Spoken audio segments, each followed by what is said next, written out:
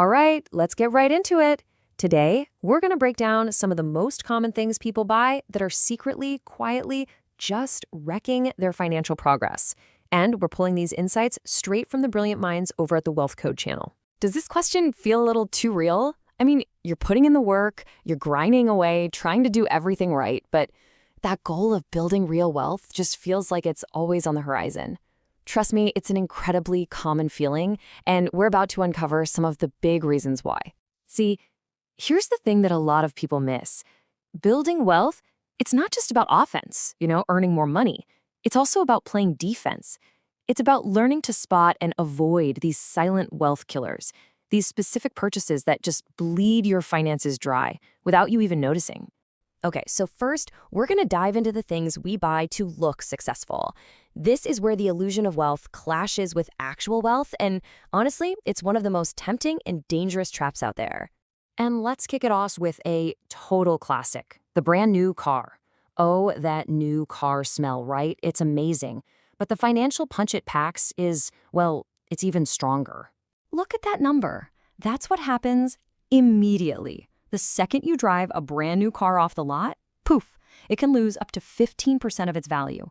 On a $40,000 car, that's $6,000, gone, in an instant. So what's the smarter move here? Well, instead of that shiny new car, think about a super reliable, slightly used model, maybe 2 or 3 years old. You get almost all the same cool features, but you let someone else take that massive initial financial hit for you. But here's the real kicker. The sticker price isn't the real cost. This is. It's something called opportunity cost. That same $40,000, if you invested in something like the S&P 500, could grow to over $186,000 in 20 years. That's the actual wealth you're trading for that new car smell. And this isn't just about cars. The exact same idea applies to designer clothes, watches, you name it. It's what's called the luxury paradox. The people with the flashiest logos are often just focused on looking rich. The truly wealthy, they're busy focusing on owning assets that make them money. So here's a fantastic, simple rule of thumb to keep yourself grounded. It's the 1% rule. If that fancy watch or handbag costs more than 1% of your entire net worth, you probably can't really afford it. It's just a quick, powerful gut check to see if a purchase is realistic for you. You gotta love this quote because it absolutely nails the problem with those big luxury toys like boats or RVs. Yeah, the day you buy it is fun, but that joy gets buried under all the hidden costs, maintenance, storage fees, insurance, fuel. It's just a constant drain on your wallet.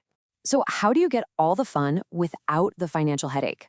Simple. You prioritize access over ownership. Rent the boat for a weekend. Join a boat club.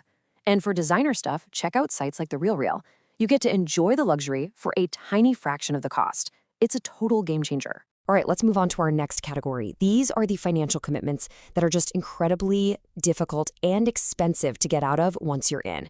These are the real long-term traps. Timeshares, oh man, they sell you this dream of a slice of paradise.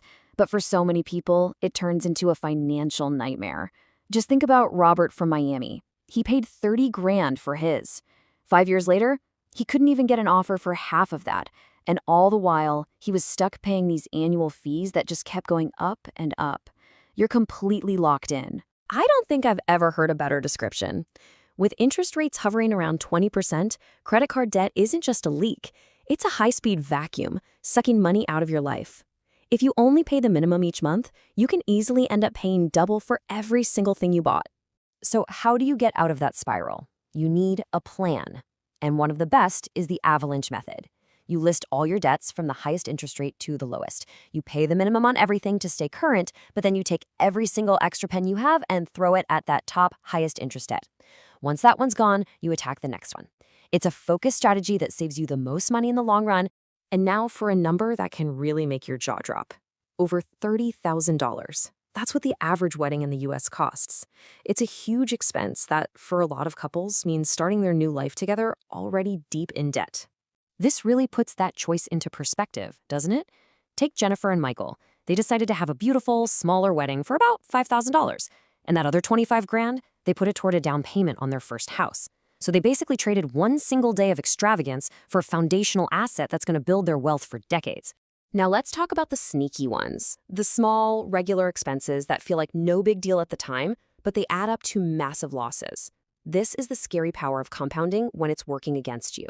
There's a reason they call the lottery a tax on hope. It literally preys on people's dreams with odds that are, well, they're basically impossible. You are statistically more likely to be struck by lightning than you are to win the Powerball jackpot. It is not an investment strategy, it is a guaranteed way to lose money over time.